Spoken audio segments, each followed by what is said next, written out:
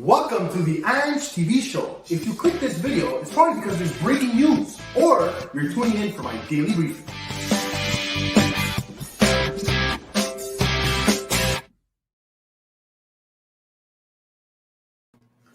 What is up, guys? Welcome to the daily briefing. Today, guys, we have a special guest for you, okay? He's a buddy of mine. I actually met him through a buddy, so that's interesting, guys. Mega shout out to Bobby Short Shorts, aka Robert D'Alessio. Guys, today we have singer and songwriter, the author of Can't Stop Running, my personal favorite buddy, Charles V. Rox Vaccaro. Hey! Hello. How you doing? Ange. How you doing, buddy? I'm good. This week's Pleasure to have you, Charles. Seriously, thank you for coming, buddy. Thanks for having me. I was very much looking forward to doing this. Change the routine a little bit. Guys. Let's see. Guys, it is Robert's first time here. So, like I said, I gave you a little introduction, but we're going to let we're gonna let Charles tell us a bit about himself. Okay, guys, so you get to know him better. So why don't you tell us a bit about yourself, Charles? Well, I'm Charles Vaccaro. I'm from Montreal. I grew up in St. Leonard, and I'm a musician. I've been a musician, I guess, all my life. And hey, Jess is on, eh? Yeah, Jess is on. She's everywhere. We love you, Jess. Montreal loves you, Jess. And I work during the day. I'm a renovations expert. So we do bathrooms, kitchens at the residential level. Nice, and nice. I have a family. I'm married. We have a boy of 13, and here we are. There you go. We're on lockdown, so tonight you changed it up a bit, or else I was gonna veg on the couch again and watch some Netflix. But that's it. Yeah, Gennaro Iannicello. He must be one of your followers. Gennaro is a good friend. He's a supporter, and hello, Gennaro. Welcome, Gennaro. We also have Theresa Picano. How are you, Theresa? Theresa Picano is my girl. Hi, Theresa. Oh, cool. What's Theresa your and I. Charles, by the way, how do you know her? Theresa? Well, Theresa's been a friend for a while, and her first movie, 55, I wrote the musical scores. One with my friend Mario Biffarelli, and the other one I did myself. And besides being great friends, we speak once every couple of weeks. She also asked me to do stuff for her next movie. Okay. And for some reason, Theresa, I'm so sorry, I blanked out. I forgot what the name is, but it's going to be out very soon. So she's going to write it down if she's listening. Yeah. Okay, cool. So I haven't met Theresa, but she's good friends with Robert. Yes, first and foremost, she's a great friend. Okay. Yeah. We're all friends in the community. That's right. As well. That's right. It's a big web called the internet. You know. So we have a question already, Charles. Yeah. Even though I didn't the internet, we're also from the same background. Yeah. Oh yeah. So we have a question, Charles. Even before we get into the first question over here, when you posted "Can't Stop Running," did you think you would be as big as it was, and/or what was your expectations for it? Okay. Well, "Can't Stop Running" I wrote a long time ago. So let's say I think 2014. Okay. And so it's been lingering. It's a song I always liked, right? So last March, when we got locked down, I was home for a while, for a couple months, and I decided to record it. Yeah. So we recorded. So it's called Maiden Date, Theresa's oh, that's the movie. Okay. Yeah.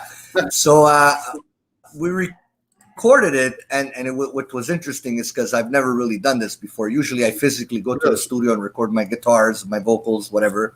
This time I was doing them at home because I got my own little recording studio, and I was sending my tracks to Peter, Peter Ronaldo, my producer.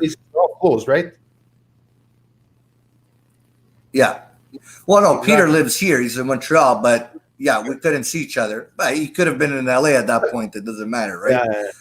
Yeah. Or Europe. But Thomas the said thing he's a is, big I was recording stuff at home and I'd send it. It's great. Okay, I'm gonna, and then he came up with can't. Can't Stop Running. Yeah. Hey, Thomas. He said, "Big country Thank music you. fan I here, appreciate listens you to as my well. car, And riding the hills." so Wait a minute. So He's heard your song. Yeah. Awesome. God's Country is my personal favorite. Yeah, Thank you, thank Rob. you. I appreciate you. And Listen, keep Rob. listening and share it with your friends, man. Yeah. This Yeah. is incredible because Thomas is not. Yeah. He's not one of your So- followers, right, Charles? Like you don't know Thomas, right? I never. No, I don't. Okay, because he's I one. don't- I He believe comes I here. don't. Like I recognize Thomas Painter. He actually Yeah. just started coming on the Yeah. channel. It's really cool. I had no idea. Look, yeah, he knows you. That's incredible. He's from the States. Thank Thomas you. Painter. That's Thank awesome, you. dude. Seriously, I'm really impressed. That's really Yeah. cool. Yeah. So Charles, going back now because we had some questions. the song was written as a country song, Yeah, exactly.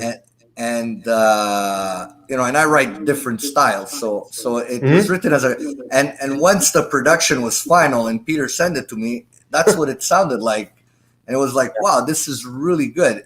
It's like it turned out exactly how we imagined it, and when I released it, like okay, it's not an international hit or whatever right now. Okay. That's what we're working on.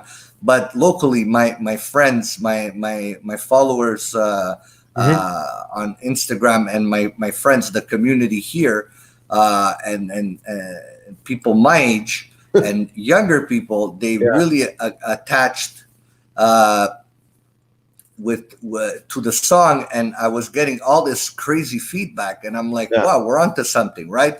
So because I'm not really like how can I say, a classified artist, like I'm a songwriter, so I'm not a country artist, but we decided to record an EP in the country genre because I write that style. So you were pleasantly surprised by the reaction, right? I was very surprised. I was like, we were like, wow, people are loving it, which is great because in the end, that's what makes your progress, right? It's your audience, and I've said this before. Many people, they record their songs, they go through all the motions, they do everything correctly, they're ready, they got their promo, they got their social media ready, and they put it out there, and they didn't quite get the numbers they were expecting.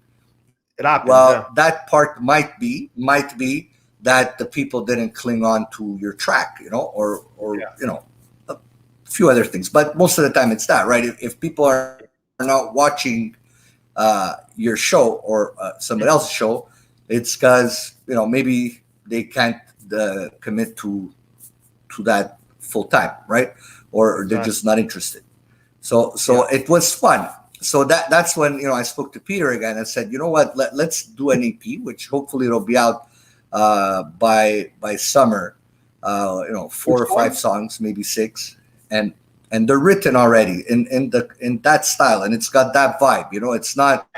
I wasn't born in Nashville. I don't live in Texas, so it's we're from. Yeah. Teresa says Charles is gifted. Oh, thank you, Theresa. Forza Charles. Yeah, Forza. So Charles, like I said, we were just getting way off the reel with the comments, but just to know, Charles, how did you get started in music? But my question is, how did you get interested in it? What made you want to pick up a guitar or pick up a pen and write songs? Well, I think being a musician is something that we're born with. People that like to act or people that like to paint or whatever it is. It was always in me. I mean, from when I could remember as a child, and then eventually I got my first guitar as a teenager. I was 13, and back then when I was 13, it was 1984. Do the math. That makes me a little older, and that was our big. It was either new wave U2 just came out, the Police, all those bands, or there was the heavy metal, the Ozzy Osbourne and the Twisted Sister, Ozzy. and Everybody Poison, loves Ozzy. and Kiss was big, and Bon Jovi was just coming out, and plus we were introduced to, which no longer kind of exists, but there was Much Music. MTV just came out, VH1, so there was all these big videos, and then Michael Jackson started making these multi-million-dollar videos and everything, which were like half a movie, a short film, and that's what I grew up with. So I wanted to be one of those guitar players with the big hair, and so they inspired you, right? Yes, like every other thing that inspires us in whatever domain we're in, like those were my mentors at the time. So we have Sage. How are you? Sage is here, guys. Sage is how do you do? Sage is asking me an interesting question. What do I think of the LGBTQ community? What do I think? That's a big question. I mean, I love everybody. I have lots of gay friends. I don't, we shouldn't discriminate. We're all here in this world together, and everybody should be treated fairly, no matter what, their gender, their sex, or whatever they, I agree their desires are. And that's what I think, Sage. I hope I answered your question. Yep. Okay. Yeah. So Sage actually, she was one of my followers. She came here. She went from a woman to a man. So she transitioned recently. So that's why she was asking that question. So yes, and I have two friends that have done that as well. Okay.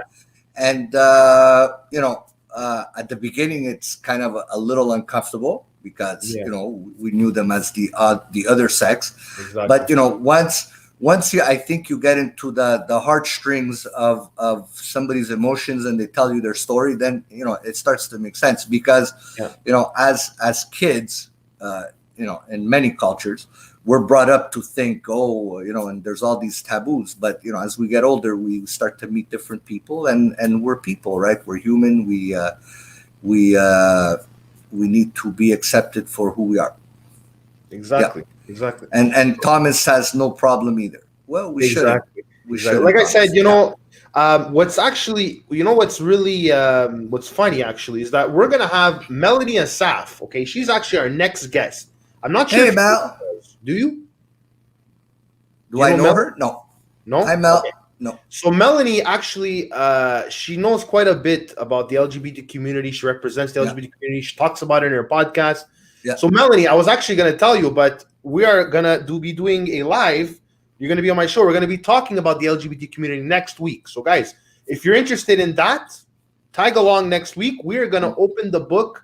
We're literally going to dissect it. Like seriously, we're going to talk about everything LGBT. I want to learn something about it. You understand? Like I want to finish that show learning something new. Right, Charles? Yes. There's always something you can learn, right? Yeah. This is interesting because it's taking a little twist, but when I grew up, I grew up in Montreal East, and it was macho, very bro, and we're men. I know what you mean, bro. I have but later on, college, we're exposed to different ethnicities. Wow, my tongue is swirling. It's like MMA. I can't say it properly. MMA. Yeah, there's like an extra M for some reason that pops out. So then when you start college, I started college. I started meeting different people. I met Greeks, Portuguese, and Jewish, and Jewish is kind of odd because it's a religion. And it's kind of a culture at the same time. Us we're like Italian, and there's Catholic, or there's Protestant. So I started meeting Jewish people, and I started meeting Gothic people that dress in black, and guys that were painting their nails black. People that you would never hang out with, right? That you would never be in that circle, right? It wasn't even I would never hang out with. It was people I never met in my life because I went to high school. We were 98% Italian.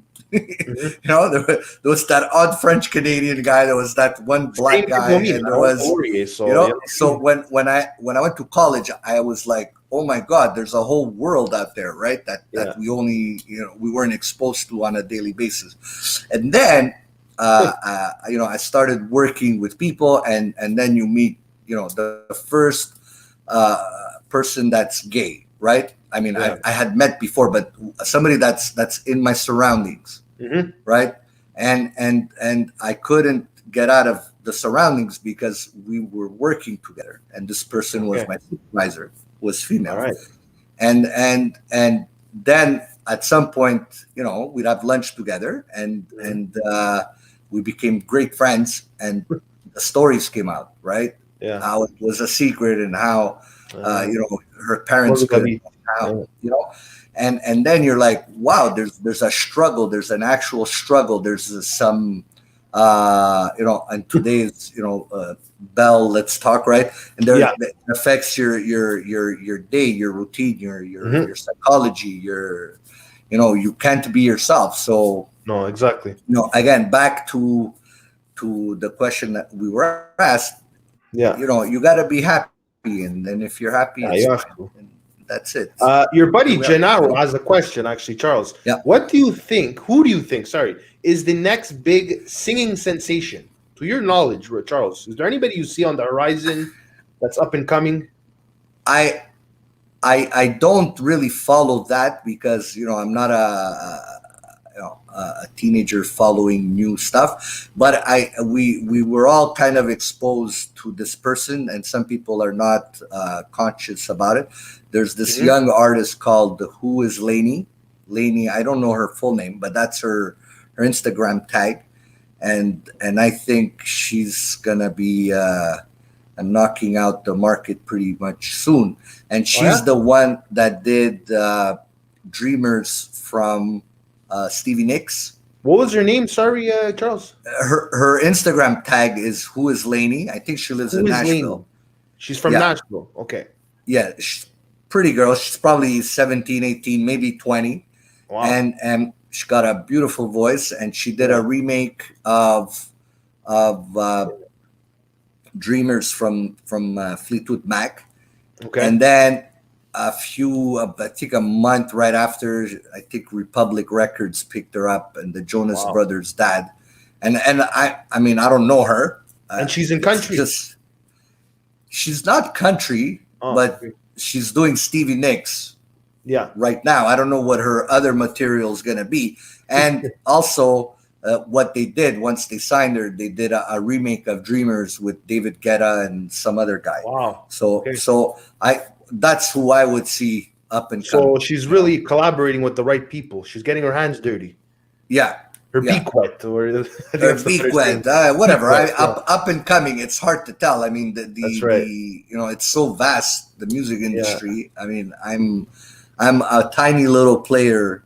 We're all tiny little players, Charles. Yeah, I'm having some fun. No, but I mean, Gennaro asked a very good question, but I don't know. Me too. If you ask me who's the next big up and comer, I could tell you the girl from AGT, America's Got Talent, Roberta Battaglia. Yeah, she was an amazing singer, right, from Toronto and everything. And I knew she would be good because I saw her on Giuseppe DMC's live.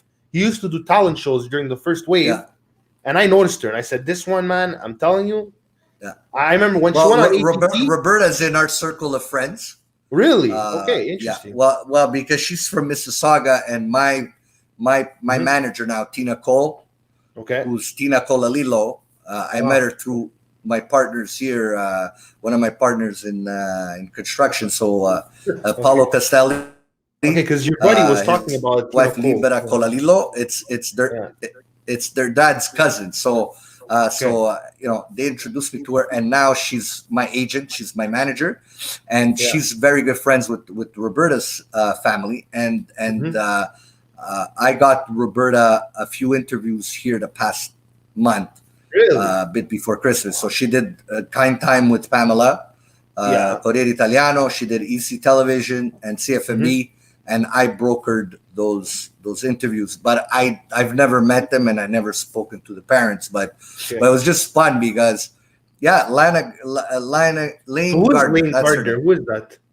That's Who Is Laney. It's that guy. Oh, that's Yeah, who is Lane. Your name is Lane yeah. Gardner. Okay, I'm gonna check I her out. think That's it's Laney Gardner, but yeah, okay. And so yeah, so the Roberta thing Yeah. is exceptional because Mhm. it's like a story of fairy tales, right? You Of go to course. and then the gold buzzer and And don't and forget, this Charles, kid, don't forget, buddy. She's from yeah, Canada, right? yeah, Toronto. yeah, It's much harder. You're going to the biggest, in my opinion, it's one of the biggest spectacles of talent in the world. yeah, America's Got Talent. I mean, there's UK Got Talent, stuff like that. But trust me, that's a big deal. Like if you made it to yeah. AGT, you got the golden buzzer and you made it to what? I think she was third or fourth place, which in my opinion, She okay, was fourth place. Yeah, yeah, in my opinion, she should have won the thing. Okay, that's my opinion. But at the end of the yeah, day, it's America that votes. Yada yada yada. In my yeah. opinion, she was one of the most talented. I don't know. Did you watch America's Got Talent, Charles? I don't watch it religiously anymore. It's so Ange. I've had this conversation with a few people, mostly Yeah, with Robert D'Alessio, yeah. and it's like everybody's inviting everybody to watch the podcast. Hey, did you watch the series on Netflix? Hey, are you listening? And it's like, dude, Yeah. there's so many hours in a day, and it's like so now when it was really fun, it was American Idol, and this Yeah. guy came out, and it's like everybody watched to hear him talk, and it was Simon Cowell, right? And then American Idol was amazing. I love those yeah, days. yeah, and then there was America's Got Talent, That's or right. there was the It Factor, or and Yeah. they all ballooned, and then there was Canadian the other Idol. Remember? Canadian Idol, but besides music, there was the other stuff where they send you on an island. What was Survivor and all that. Reality Survivor, and TV. then Reality TV. Big Yeah. Brother? Yeah, it's like and now everybody's podcasting, right? So there's my friend Yeah. Ange, there's my friend Luigi, there's There's my Bobby, friend there's Robert, Audio, there's there's Pantelis, there's Joe. There's a yeah, lot. there's Yeah. Joko. You guys are all at 7:30. Like, hey, you gonna watch? And I'm like, But Charles, at the end of the day, you could say, yeah, there's a lot. But look, we work together. You understand? So we work together. yeah, You go live, okay, we're gonna come. yeah. You want to No, go no, live but your tomorrow, question I'm was, gonna come did too, I watch all of America's Got Talent? Yeah, of course, we're going to support each other. But the question Yeah, was, did I watch America's Got Talent? Not all of it, yeah. but I did see the finale. And I mean, in the end, it's a contest, right? Mhm.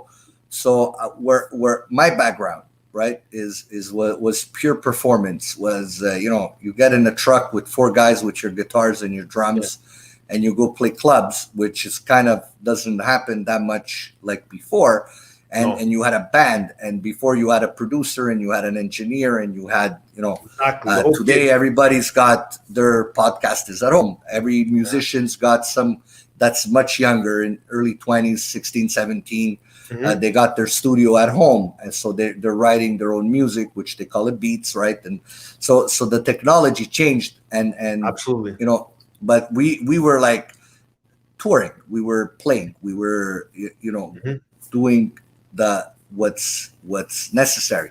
Today it's all these shows added Yeah. with social media. Isolated. Yeah, it's Yeah. it's like and we're talking about Roberta as an example, not Yeah. because it's her. Every contestant to reach fourth place and at her age, it's an exceptional accomplishment. And yeah, But at and the end of Charles, the day, it's a yeah, contest, right? So yeah. are you going to judge the rest of your life, whether you're 11 or 25, based on a contest? The That's the question thing. remains with everybody is, what are you doing next? Yeah. What's your next exactly. move? You hit that And- bell and- like boom. Yeah. Bullseye. But yeah, that's what I'm saying. and I'm you know what? I'm really curious to see what she's gonna do next. And yeah, like I said, I've been supporting her since the beginning. yeah, Really, really talented. 11 years old. You know what I mean? You have the world in front of you, and you were no. We were talking backstage actually about being young and being in the entertainment mm, at a young age. You have school, you have friends, you have a lot of yeah, stuff. To me, Charles, if you've got it going at a young age in the yeah, music industry, you're a singer, you're a TikToker, whatever it is, keep doing it. That's the way I yeah. look at it. You know what I mean? Keep doing it. Yeah, but I you mean, got to look, be organized, and you got to yeah, have because keep doing it. Today everybody's doing it, right? Yeah. What's your content? What's your how Mhm. are you Different. Yeah. communicating with your audience? Is it for fun? Yeah. You go on Facebook. There's my friends that they get on Facebook jail once a month. They're Yeah. just having fun and they're posting all these nasties. And then there's Yeah. people that post they bake the cake or whatever, they're making cookies, and that's great too. And then Yeah. there's people like me that were aspiring we're musicians, right? Yeah. And we want people to react to our music, and we have to keep putting it out there. And what's next? What's Like a TikToker, okay? You know what a TikToker Yeah. is? Oh, yeah, of course. so a TikToker, right? You have Yeah. to keep putting those TikToks out because people, it's like, when they start watching you, it's like they'll watch you, but then it's like they demand content. You understand? Yeah. When they open their phone, they want to see you doing your next skit. Or else unfollow button. You know what I mean? Like, Yeah, and it's that quick. And today, we were talking about our audience or people supporting or whatever, before we got on air, and it's so easy today to erase somebody from your social media. Oh yeah, of course. And there's nothing that's gonna get that person back because you didn't give them what they were kind of asking for, right? Yeah. You didn't entertain them over and over and over again. That's right. And that's the difference between doing something full time and doing something part time. Like I do this part time, right? Yeah. If I were to do this full time, the growth would be exponential. Yes. I'm not just saying because I want to be a big ego, big head, whatever. I'm just saying I would have more time. Obviously with the COVID, you can't go around. There's no galas, there's no charities, there's no film sets. You can't even meet a friend. You can't even have somebody over. So that's a big hurdle. So well, at a small level like us, okay, we've been taking away all these little opportunities that added up to a lot. Like last summer, I was working with Ari Sky, like I told you before. Yeah. We had 4 or 5 or 6 gigs, I forget. 3 were booked, and the other ones were potential. Into the summer, and it was February, right? So they weren't booked, and then the whole thing fell apart. And I'm using us as an example, or myself, but it happened to everybody. So there goes the chain, right? The chain got the missing link snapped off. The link snapped off and it broke the chain, right? So everybody that's an artist, that's a performer, that was in a entertainment band, the DJ, entertainment, I mean corporate, for weddings, for Christmas parties, for all that stuff fell apart. It's non-existent right now.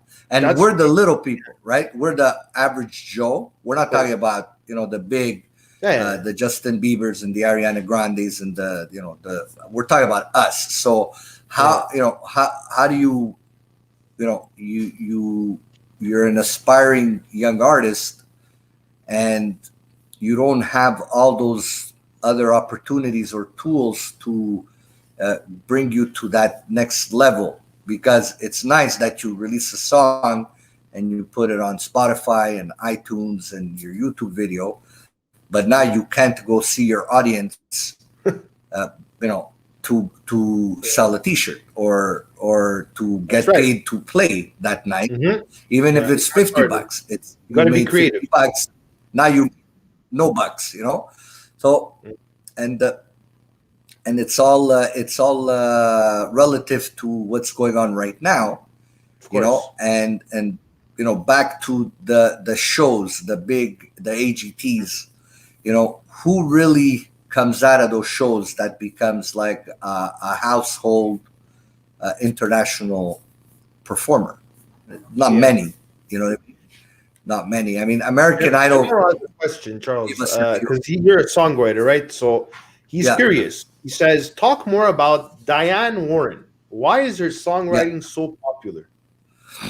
Well, Diane Warren is the, she's one of the great songwriters of our times, and she's written mega hits for many famous artists. And I don't know all her songs, but she's written "Unbreak My Heart" for Tony Braxton. She's written for she's written for everybody. So she just like last night, the HMMAs, right? I didn't, I was nominated. It's a few months I knew about it. I was nominated for singer-songwriter from international artists such as myself in that category. And then last night it was actually the last category that they announced, and it was 12 people, and I was one of them, right?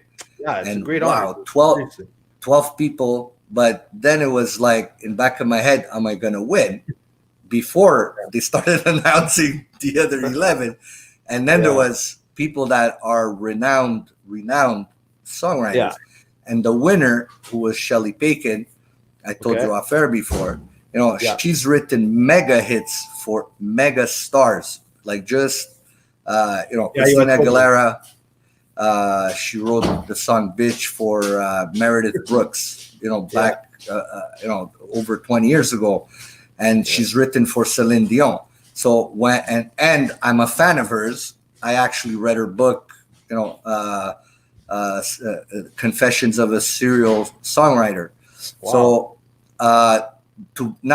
to be on that list at that point, I'm like, I'm not gonna win this, but this is crazy. I'm on this list of 12 people, and it's an honor. And Diane Warren is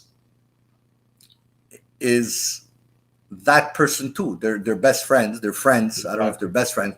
They're in that community of people with Desmond Child, who he's another great songwriter. I've heard of Desmond Child. He's one of the that I've heard. Well, Desmond Child wrote every song you've heard. So, I Was Made for Loving You, La Vida Loca, Living on a Prayer, You Give Love a Bad Name, Angel, Aerosmith, he's like the Poison from Alice Cooper. He wrote I Hate Myself for Loving You, the new one, Kings and Queens. So what makes these people? Well, that's what they are. They are the Olympians of songwriting. Yeah. Yes. Theresa, she said something that makes a lot of sense. Okay. Yeah.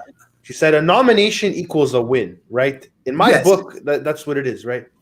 Well, it's a badge of honor that you enter your song, and it goes to a panel of judges, they put you on a list with all these people, and there's always going to be one winner, and the winner is the winner, but it doesn't make you feel, or shouldn't make you feel, less accomplished. Exactly. Win or lose, bro, leave, you're happy, bro. Like, you're happy you're on there. So and back to Gennaro's question, Diane Warren was one of the judges who voted my song into being part of the 12 nominees. So hey, and I'm at an age now where I'm doing stuff for fun, and the fact that people are interacting, and the fact that all these little things are coming in is just nice. It's exciting. It's what, Charles? It's interesting to see the people that are coming in here. I mean, a lot of them have known you. You're a public figure, right? A lot of people have seen you on other shows, podcasts, interviews. Yeah. So it's like they already know about you. They know much more about you than I do. And they're just ready to ask questions and find out more about you, which is really interesting, Charles. This is a first for a Let's guest. do this. This is nice. Seriously, Charles. And guys, thank you very much for the support. You guys are awesome. Seriously, thank you for the thumbs up. If you're new here, guys, everybody that's new here, don't forget to like, comment, and subscribe. I always say that at the beginning, but I'm saying it now. So also, Ange is gonna give out my link tree. So if you guys want to follow me on Instagram and Facebook, and write to me, I'm I'm in this for fun. I like to share my information. I like to help younger artists if they ask. I don't impose, and there's so much going on right now, so the strategies have to be a little thought out. I've been talking to a few people. We're in COVID, right? So you're an aspiring artist. Again, you release your song.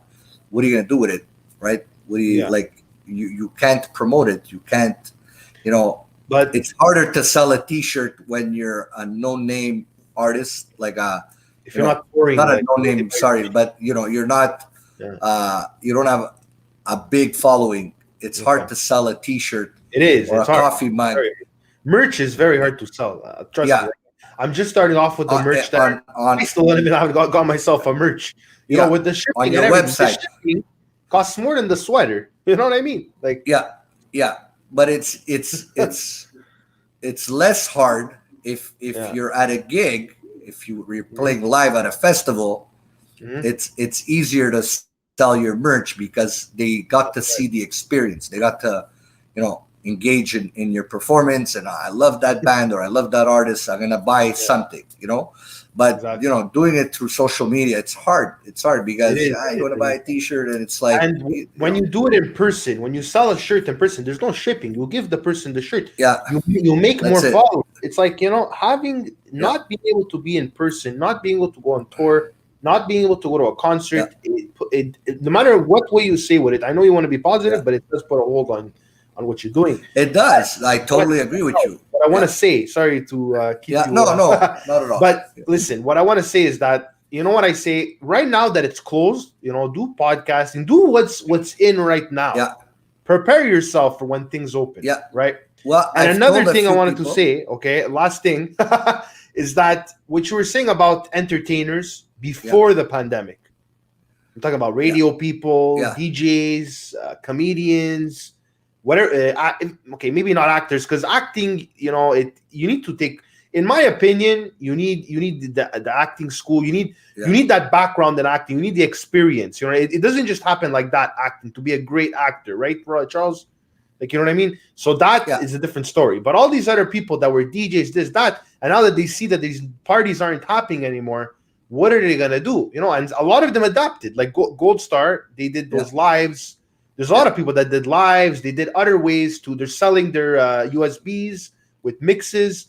That's what you have to do. You have to adapt to the times, get to the times, do what's hot right now. When everything opens up, you're going to be even bigger because you were constrained, and all of a sudden you have all the opportunities in the world.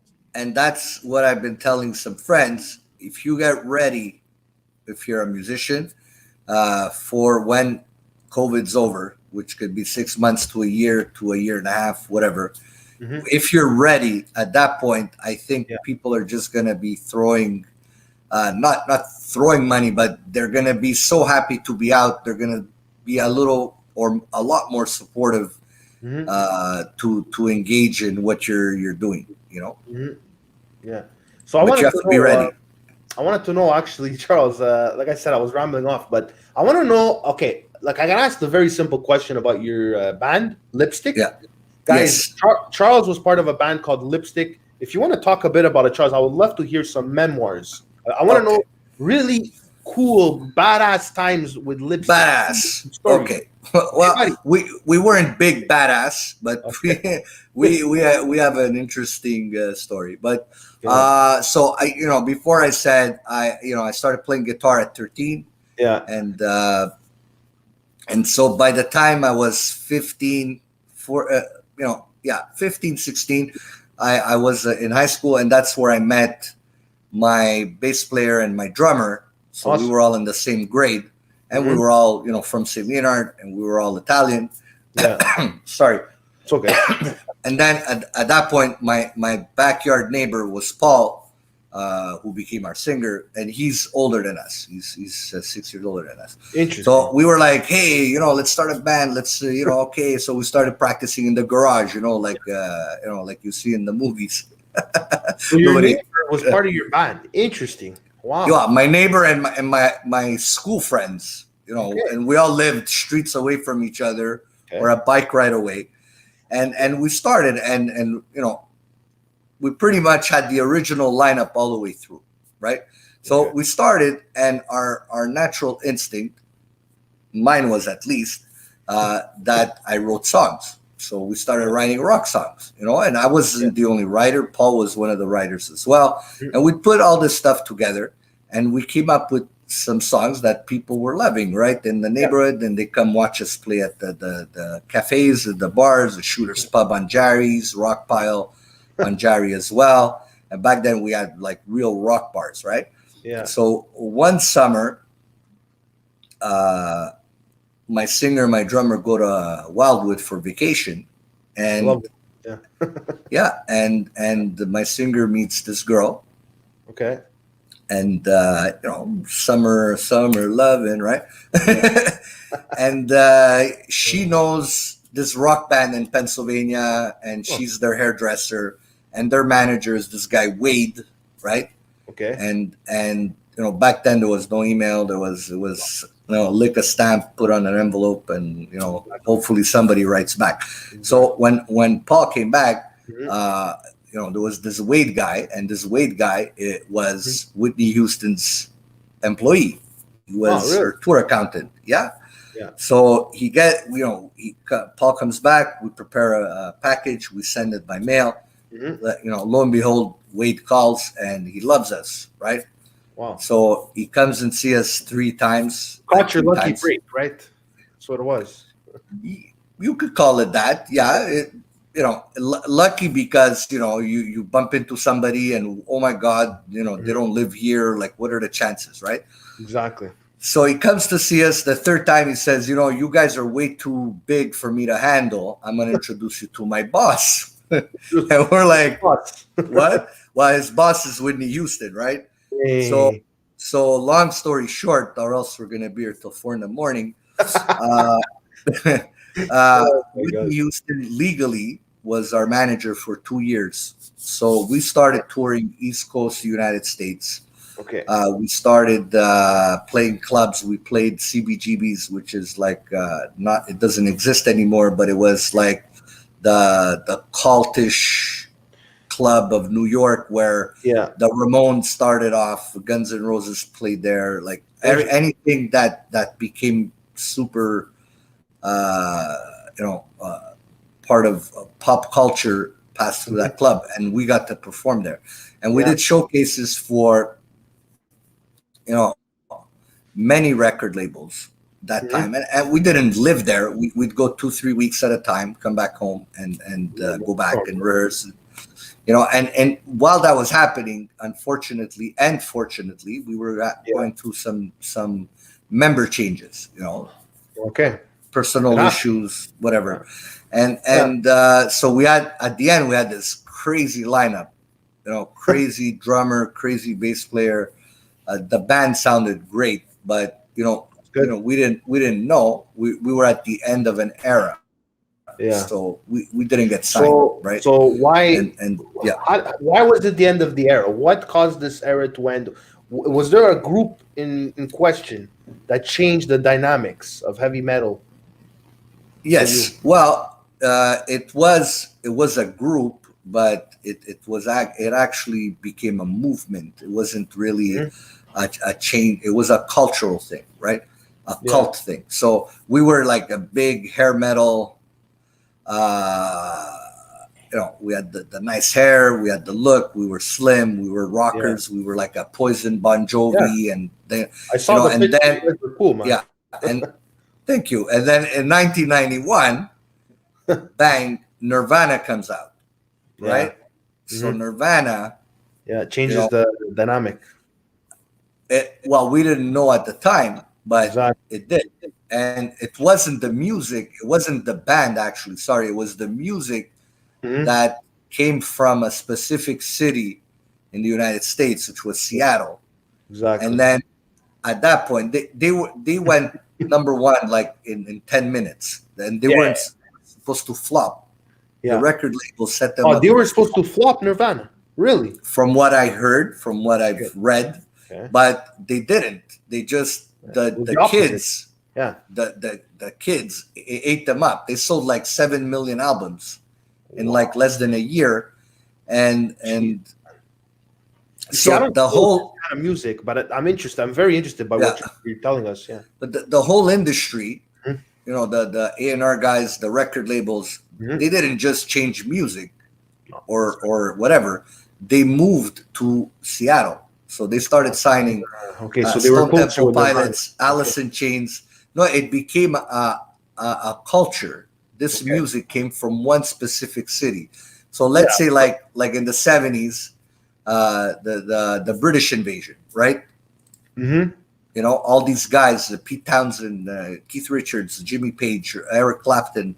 Uh, I'm going blank. They were all friends. They were all, Yeah. in the community. That was their community. So this is what happened with Nirvana. So everybody moved to Seattle. So we were done. Yeah. And, we were hopeful for about another year or two. And then, I mean, we didn't give up. We just, You ride the waves. we went our separate ways Yeah. and life goes on. Right. So, Of course. Of so course. that's what happened. So after your experience with your band, like you guys disband basically. You guys went your own way, Yeah. stuff Yeah. like that. So, and what year is this, by the way? Now, okay, by 92, we were When I was born. kind of finished. And then, Okay. by 94, I put everything in a closet and I got a haircut pretty much. And, I went on with life. And a lot of people ask me, oh, you quit music. Oh yeah, they told you that. I didn't quit music. Well, my friends, why'd you quit music? I didn't quit music. I quit the business part of it because people think you play guitar or you write songs or, that you wake up and it's all ready for you. It's a struggle, right? It's every day you have to be prepared. You got to practice. You got to write. You got to write. And what's after Whitney Houston? Like, what do we do? What do I do? Right? Like, my manager was the biggest female artist ever alive. Yeah. And it's not so much that it's her. Well, that's magical all in itself, but it was the contacts that these people had. Incredible. Where am I gonna get that ever again? Exactly. Starting from scratch. And now I'm not 18 anymore. I'm 23, 24. You have a family. Do I move? No, I didn't have a family yet. Well, I had my family, but I wasn't married or whatever. And like, where do I go now? Do I move to LA? Do I move to Seattle? Who do I know there? Like, everybody's so this was hey, running through your mind. Should I move to Seattle? This runs to everybody's mind right now, right? Yeah, I'm going to move to LA and I'm going to be... Should I move to Los Angeles because I could collaborate with a bunch of YouTubers, right? Yeah, exactly. Should I move to Los Angeles? I might be in the next movie with Robert De Niro or, whoever's, hot stuff right now, right? Yeah, exactly. Shia LaBeouf, right? Like, do I stay here or do I leave my family? What am I going to do there? Am I going to need to work at Dunkin' Donuts part-time? All these things run through your mind. So at one point, and then you start to realize, am I that good to continue the struggle, right? Yeah. Because when you're in Montreal, you're that good. Yeah. When you go to LA, there's 8 million people. A lot of other people. They want their fan favorite, their local favorite, like. Yeah, well, not necessarily, but there's always going to be that one guy better. There's going to be that one person that's got it going on a little advanced, or. So I was young. What do I do next, right? And I, exactly. we're from the hood. We have our parents. Like, what's the hood? St. Michel or what? Where are you from? Yeah, from St. Leonard. But what do we do next? What do I do next? Do I go? Do I move and go live by myself, and hopefully find some people that want to do what I do, but I'm by myself? Do I stay here? Do I? And I decided to stay here, and I stopped. I stopped aspiring to be a rock star. I don't know, whatever. Okay. So, Charles, we have quite a bit of questions here. Okay, yeah. Gennaro said, "What is the worst song you ever heard?" Oh my God! I don't know. Wow, that I've never been asked something like that before. But You don't want to call anybody out. That's the thing. I don't know. Like you remember that da or something? I don't know. Jeanette said Madonna. What about Madonna? Well, Madonna did her thing, right? And she gave us some hits, and I can't say I am a fan of Madonna's. I'm not a huge fan, but she had her hits and misses, I guess. But she brought up, she was also part of the pop culture. Back to getting into the LG. I always forget all those letters, but LGBTQ. Madonna was the one who brought it all together in our generation, anyways, to make people realize that it's okay to be yourself, and then it's been carried on by Gaga and everybody.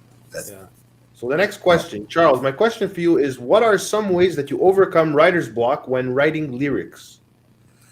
I think the best thing is to just walk away. I was watching a seminar about a month ago during the holidays, and it was a webinar with Desmond Child, and he spoke exactly about that. And again, we mentioned Desmond Child before. He's one of the biggest songwriters ever. Yeah. And he says, if you're not feeling it, don't force it. I mean, at the end of the day, your audience has to hear this, right? So, take Can't Stop Running. I wrote that in like half an hour. Really? 2014. I wrote the whole song, the lyrics, the story, and then there's songs that are still in my binder. They've been there 5 years. It's half done. So don't force it. Really? I mean, wow. It's and depends also what style you're in, right? If you're like me, I like to tell a story at some point. You can't force the story. It's gonna have to flow lyrically, melodically, poetically. I have my own question, Charles. Yeah. What is Can't Stop Running about? What's the purpose of it? Well, Can't Stop Running is about everybody. Everybody and anybody, and it's left to interpretation at some point. But, it's about a guy who lives in a small town. He aspires to leave. Okay. His whole life, I'm going to move to the big city. I'm going to become famous, rich, whatever it is he aspires to be. And he never leaves. Okay. And every day he sees the same thing. And that happens to us even if you live in a big city, And, we all feel like that sometimes. I wish I win the lottery. I wish, I wish I had a different job. I wish I had chosen a different career. I wish. But in the end, you chose what you chose. We live with it. And as long as we're happy, and that's what it's about, But he never left, basically. If you follow the video, and my great friend Marco Yamateo, who's also the director of Theresa's movies, he put it all together. And the little boy in the video is my son, who plays me as a young boy. Wow. And and he passes through the airplane If you want to field. watch the music video, it's pinned to the top on his channel. It's called Can't Stop Running. It's a great song. Listen, you know what's funny, Charles? And I'm going to be honest. The first time I heard it, I'm like, okay, whatever. Then I heard it again, and I just, like, every time I heard it, I got to like it more. You know what? Yeah. You hear a song, and you just like, okay, whatever. And then you hear it again. And that moment was on Daily Struggles. Because on the show Daily Struggles, by the way, guys, when I heard the song, I was like, wow, this is a really good song. Sometimes when you hear music in movies, it just turns a light switch on. Yeah. Well, that's what's making it interesting for me, because we said it before. Like mostly everybody, I think, reacted the way you did, and it's like, okay. And then the video made sense, and the old man is Marco's grandfather. He plays old me. Yeah. So in the end, no matter where you are, you're gonna be where you decided to stay. There's, and it's fine. If it's fine. There's no regrets, right? Yeah. So Jenny says, how has your career been since COVID? COVID for me has been bittersweet. I think, like for everybody else. I lost some along the way, but I gained what I'm doing now. it's interesting for me because I'm very internet savvy. I'm very in touch with the social media. Yeah. I've learned during COVID. I've learned how to use it to have. We could say to my advantage, but how? Okay. Besides that, everything has kind of followed in itself. Mm-hmm. I got my friends and my I don't like the word followers, but Yeah. the people that are following what I'm doing, Your viewers. engaged, and I got them. I included them, Exactly. right? That's what you have to do. Yeah. And like just today on Facebook, congratulations, you're a winner no matter what, and the comments kept coming in There you go. since last night. A lot of support. So that's what COVID taught me. How do, if I'm gonna do this, okay, I'm gonna do this from a perspective that I'm not a young 22-year-old musician, or younger girls do it differently, right? They use their socials differently. Mm-hmm. How do I, everybody's an influencer today, and that's left to definition, right? Well, what? Yeah, I want to comment on that actually. Like, yes, it's like as if everyone is an influencer, but at the end of the day, we're gonna separate the boys from the men after this is all over, right, Charles? When everybody resumes with when all the comedians. But that's gonna happen naturally, right? Because the audience, whoever it may be, the audience. Mm-hmm. Okay, it's I'm saying it as neutral as it gets, and we said it before.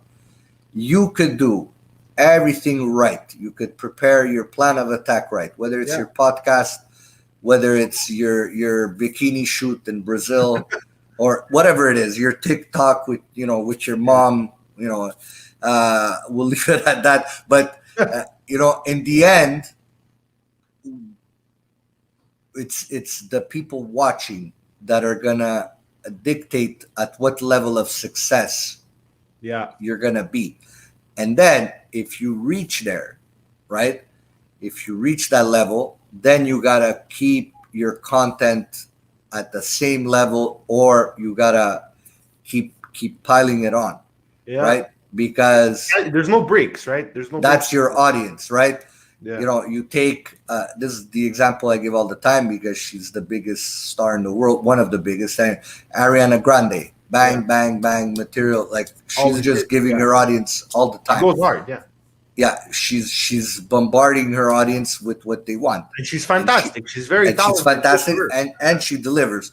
But that's who she became, and that's who she is, right? Mm-hmm. But go a few steps down the ladder, like, so back to what I was saying.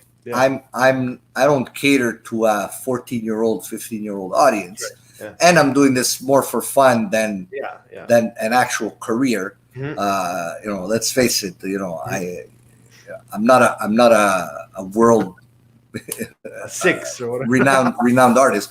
I'm a local guy. I'm having fun, I'm sharing my stuff with people, and we're doing good stuff for the community, and we're doing. But he's asking you, do you have any regrets? I don't have regrets. I've been asked this a couple of times this month on different interviews. I made my choices. You make your choices, and you can't regret.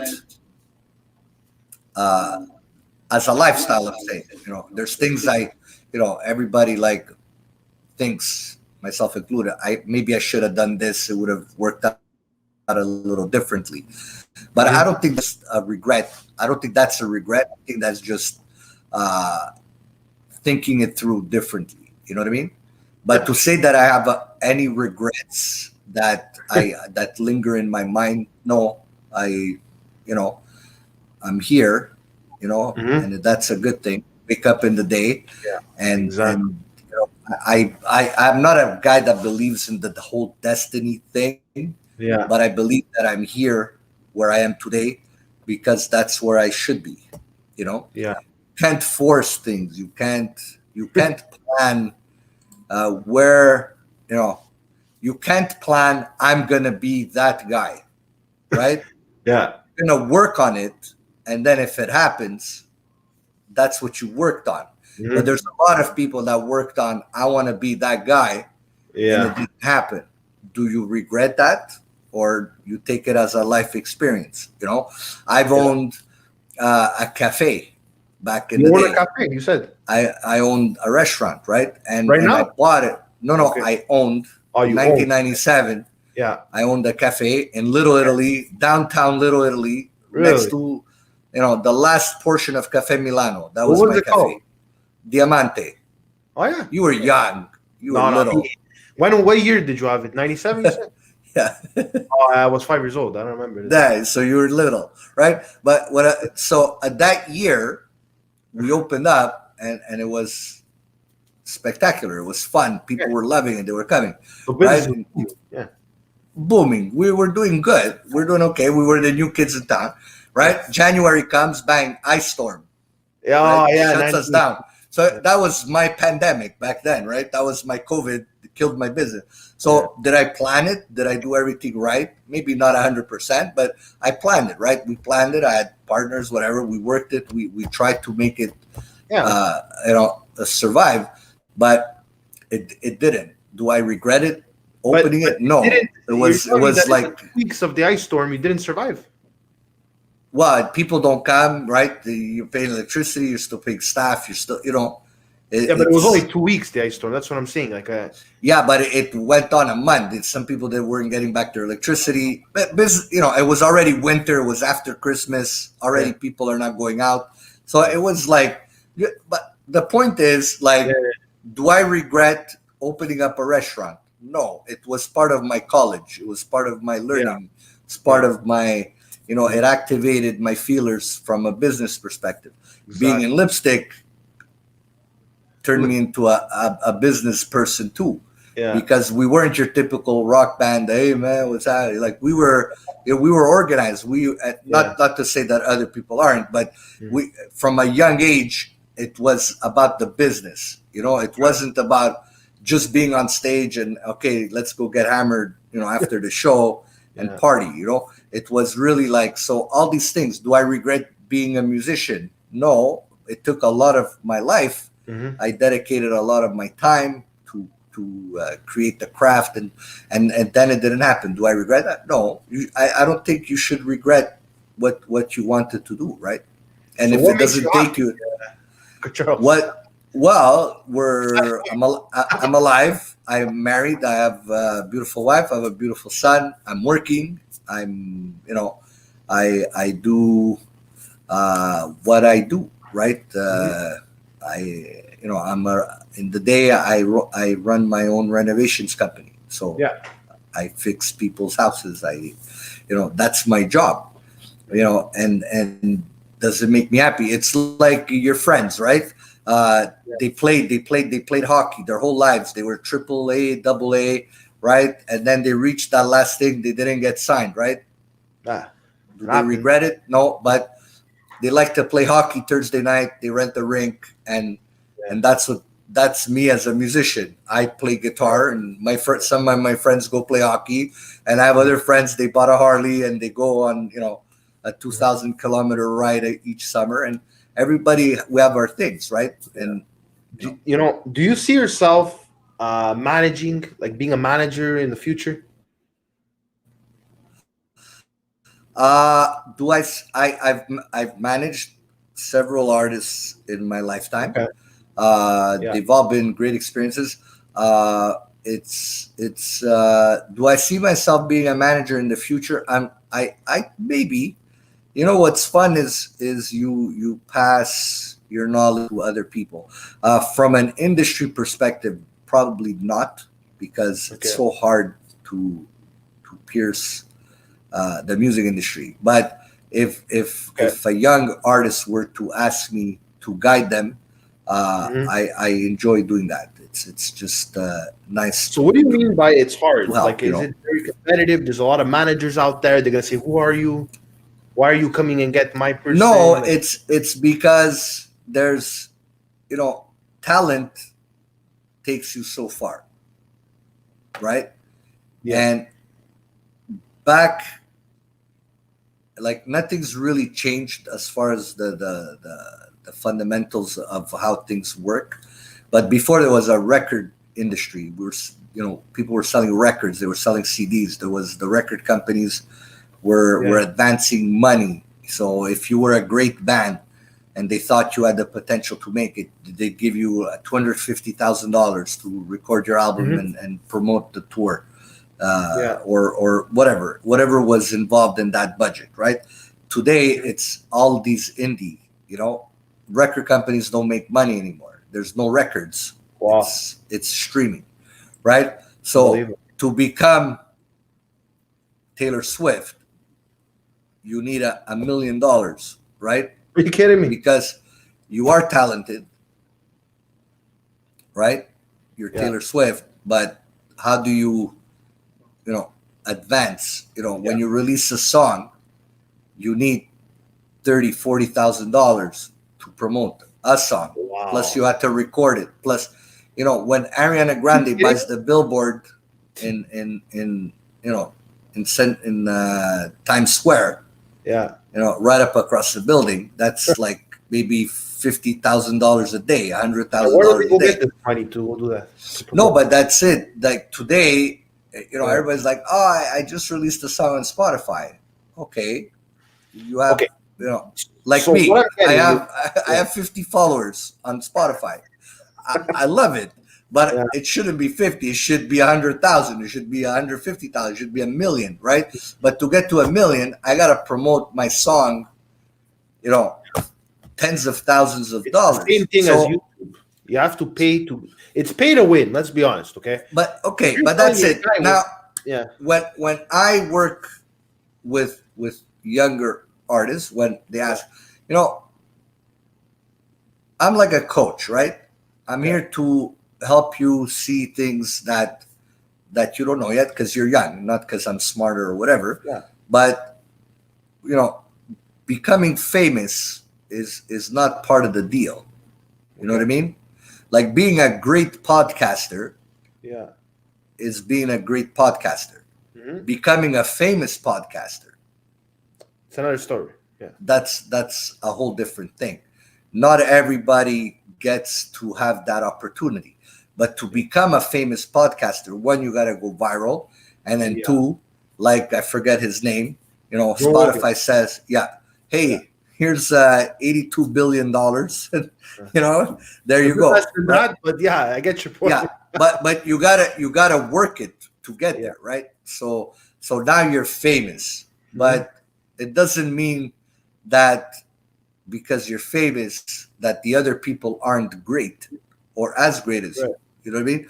So you got to work your craft. And that's what being a musician, a songwriter, a performer is all about. It's not about, I have 10,000 followers. Yes, but how much of them are engaged in your daily... Exactly. You just hit it on the head.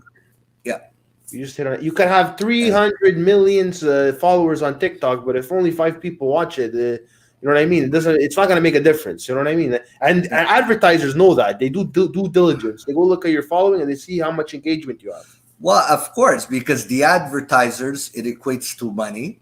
And the advertisers also, once there's advertisers on your podcast or your video or my video, then the labels come in and the music industry comes in and says, hey, look, this guy got 10,000 views, but he has 800 comments, which didn't happen to me. But I passed quite so that's what they look at. Your engagement. They don't care that you have 100,000 views and you have 4 thumbs up and 3 comments. They know you bought that, right? Yeah. They know it's a giveaway. Yeah. So, but if you have 100,000 views and 2,000 comments and 3,000 thumbs up, and then there's always those guys that give you a thumbs down. Of course. 6 in this case. or 2. Yeah, or 2. Yeah, we got 6 thumbs down. Wow. 6, man. And what's that? Haters gonna hate, So Hey, you know what? It makes us better. But always let need the me right be. amount of haters. Yeah, but Yeah. it's fun. So it's all In the end, you're gonna be a business, right? Unless you're doing it for fun. Mhm. And back to me, why am I doing this? It's Mhm. for fun. Yeah. So my friends are like, yeah, well, you're not gonna make any money. Well, neither are you, and Your friend neither told is. you that. Well, Spotify pays 0.004 cents, right? So That's right. if you get 1 million streams, which Yeah. is almost impossible on one song as an independent artist, almost Exactly. impossible. I'm not saying it's impossible. Uh-huh. Okay, 1 million streams equals $4,000, right? Yeah. You record your song, it costs you 2,500 to 3,000. Then you promote it, it costs you another 1,000. You have to Yeah. buy pizza at the studio. You have to, you know what I mean? Yeah, So because that you're 4,000. paying to make the revenue, but at the end of the day, you paid for it, so you're not making money. It cancels out, right? So Exactly. Now, back in our days, you yeah. did an EP of 5, 6 songs. You sold it $10, $12. You sold, 2,000 copies. It's Mhm. nice money, Really. and you're not going to retire or quit your day job, but it's going to pay for your next project. Yeah. You So who do you understand? think is gonna win the Stanley Cup, Charles? you know, because the Canadians won like a few games in a row, I Yeah. think it's them this year. I know. I have a funny feeling. Honestly, guys, Because I have a ça good sonne feeling la this coupe. year. Yeah. Seriously, about the Habs. So thank you, Yeah, Jalal, for the question. I'm being stupid Yeah. because every time they win 2 3 games, like that sounds like a. I know. I don't know. I love. I'm not a big hockey fan, but I watch every Habs game Okay. if I can. With my wife's a crazy Habs fan too, Mhm. and thanks, Raul. And by the way, I haven't been to Cafe Metas in like a million years. Oh wow, you've been there. Well, yeah, that's on Really? La Cordera, yeah, for Yeah. Oh, sure. you've been there. Okay, that's interesting. Yeah, but long time ago. And Yeah. and so the Canadians Mhm. every year Yeah. potentially, Yeah. and no sarcasm intended, they have the chance to do so. Why they don't? They choke, or they always tie a game and they lose, overtime. Mhm. It's just baffling. But hey, I hope they win. That's my team. So you Of know, course. So, if you were the king of the world, what would you do to improve the word conditions today? Is it the world conditions? Yeah, world the conditions. world. Yeah. Oh wow. What these heavy questions, eh? Yeah. Uh, I we the past few years have been a test, I think, for the world, and Yeah. society. A lot of issues. Global warming was a big issue, and then the forest fires. If you guys remember that a couple, or Yeah. not even a year ago, a bit over a year Mhm. ago, and all of a sudden they all stopped, and then COVID came to town, and there was the Trump era and just confusion. Uh, there's been a lot of confusion. I think COVID was a great opportunity, although it's not a good thing, Yeah. for people to sit down and reflect of what's important to Yeah. you Definitely. as an individual, as Mhm. a human, as not as a podcaster, not as a musician, as hey, why I woke up this morning, thank you, you know, what am I gonna do not to make the world better, because that's a bit far fetched, and we're not Superman, right? We're not. But what am I gonna do to make my life better, and that's gonna make the people around me their life better? You know what I Mhm. mean? Yeah. So like I wake up, I have a wife, I have a kid. Mhm. We, COVID's been good to us. We get along. We don't want to kill each other, Yeah. but as I think COVID. From what I speak to a lot of my friends, Yeah. I think it gave us time to reflect Yeah. It gave us time to think. It gave us time to do what I had in my hard drive Yeah. for 6 years. I had that song in Exactly. my hard drive for You know what? 6 In years. my opinion, it was meant to be this COVID thing. Yeah.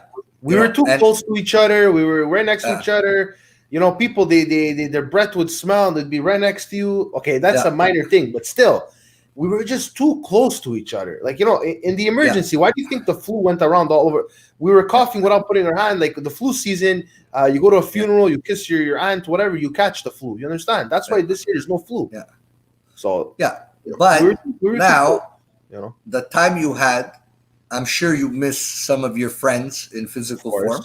Of course, I do. I think when this is over, or somewhat, whatever the new world or whatever definition they're going to give it, I think a lot of us are going to just be appreciative of what we have. Exactly. You know what I mean? At the end of the day, I told this to one of my best friends. Yeah. You know, for human beings, I believe we're very arrogant because Of course. the world's existed, the earth existed for billions of years, and we're here like a speck of dust of the time of it, and we think we own everything. You know, we think we deserve everything. We think, you know, and maybe we were supposed to live like the Amish. You know what I mean? Maybe we shouldn't have 2 cars and everything we need, and 4 televisions, and, you know, 8 bathrooms, and, you know, because I'm not talking about being rich or poor or whatever, but all these things were consuming the world's resources, right? Metal, you know, liquids, water, you know, whatever it is, we've abused our planet, and 100%. and it's all what we have, what belongs to us, our need to be a consumer, to buy things you don't really need, you know. And I use the Amish because it's kind of funny, and it's real, right? It's 2021 and there's still people horse and carriage. They're fine, right? Exactly. I have some friends in Kanawaki. Yeah. You know, they live like Indian, right? They close to nature. They don't and they love their earth. They love their natural surroundings, and I think we've neglected as a society, as a world society, to so COVID, I think, slowed down a little bit, slowed us down a little bit, and the people that are gonna live with it and learn, and that's what I got from it. You know, Okay. We're here. You can't always be at 100 miles an hour. No. You know, and a lot of people, you know, the ones, you know, that are on Facebook, oh, let go this and let go that, he shut us down. You know, the reality of it is, okay, maybe it was a bit severe, but where the fuck are you going at 8 o'clock anyways? Exactly. You know what I mean? Stay home for a month. Let's let the numbers go down, and let's make an effort. Don't go to Florida. Don't just wait it out. You know, and don't make it about yourself. We're here to. There's a reason this is happening. You know, and there's the people that are anti this and anti that. That's fine too. I think we should respect. I do. You want to take a vaccine? You know, okay. Yeah. But if you're gonna go out, wear the mask. Wear it. Like, what do you have? You have to be the big tough guy in the bus. You know, just put it on. Like, respect the people around you, because it exists. I haven't got it. I'm very fortunate. But I have family members that have got it. Oh, yeah. Okay. And I have best friends that have got it. You know, my wife's boss got it. Her whole family got it. So it's you need to understand that, and that it's not about you, or that you're being punished. We're not. I don't think we're being punished. I think we're being controlled, because there's those few people that don't understand instructions. Yeah. You understand? Like, you shouldn't have gone away for the holidays. Of course. That Period. I would disagree with. You know what I mean? So they did, and because of some people, then they said, you know what? Let's shut everybody down. And like they're controlling us, they're killing us. No, they're just stay home for a month. And if it's another month, let's do it. The numbers did go down, and you work at a hospital, you see what's going on firsthand. So it's not what the news is feeding us. And people just have to be a little more considerate, because the next time you meet your buddies at Cafe Maida or wherever, you're gonna have a fucking blast because you missed each other, and it's and that's it. I don't know. How did I do, Gennaro? Thanks. Seriously, Charles, thank you so much for coming. I know you're a busy guy. You have places to be, people to see, right? So I just want to thank you again for coming. I also want to give a shout out to Bobby Short Shorts. That's how I got into Bobby Short Shorts. Yeah. Sorry? Thank you. I said, hey, Bobby Short Shorts. Raul said, Charles, guess what? Ange got vaccinated today. Is he Superman? Yeah, I did get vaccinated today, guys. Let me tell you, it was a bit the biggest problem is your fear. Once you get the shot, you start thinking, oh, does my arm start hurting? Is my back going to start hurting? Am I going to grow a third eye, like you said? So it's the panicking that's the biggest symptom, but nothing really happens to you guys. Now, I'm not saying it can't happen. It could happen. There's a bunch of things, side effects that could happen, but it didn't happen to me. So, yeah. That's okay. Yeah. So, Charles, thank you very much for coming. And like I said, there's so much more things I wanted to ask you, but like I said, we could do this another time. We'll have some fun. Maybe, no problem. I'm new to this community, and it's super cool. It's so nice, and I've done stuff with Pamela. Exactly. Pamela Picano, who's just an awesome human being. Amazing person. With Rob. She's gonna be on the show. Yeah. With Rob and the Dirty Four with Claudio. And I'm all new to this, and it's just been fun because this is our way of communicating with our friends somewhat. And if there's 5, 10 viewers, 25, they came for you, right? Exactly. They came to see your show, and it's just gonna get better. And put up my link tree, and whoever wants to follow. Charles' Linktree on the description, guys. So you could see all his socials. You could go check out his video at the top of the chat. It is pinned. Yeah. Seriously, connect with Charles on Instagram. You have YouTube. I think you have a song on Spotify, right? Can't Stop Running is on Spotify. It's available there, right? Yeah. So, guys, go and connect with Charles. Keep supporting Charles. He's a great guy. He's a St. Leo guy, a local guy. So, most of us. But so, like I said, guys, thank you for coming. Thank you for your support. Don't forget, next week, guys, we're having Melanie Asaf. She's right here. I will be interviewing her. We're going to be discussing on the content that we're going to talk about, but it's most likely going to be LGBTQ 101. Okay, I want to open the door to that because, like I said, we do have followers that do enjoy that, and I want to find out more. Like I said, I always want to learn. Every time we do a live, yes, it is for the viewers, but I like to learn as well. You understand? I feel rejuvenated. You know what I mean? So so that's all for today. Like I said, Charles, thank you for coming, guys. Take care. Thank you. And like I be say, safe. Stay safe. Let's do this. Guys, stay safe. Get vaccinated. It's important. And I'm gonna say my signature ciao right now, guys. Ciao. And if you want me back, I'm here. Thank you. There you go. Okay, guys. Bye-bye. See you next week on the Daily.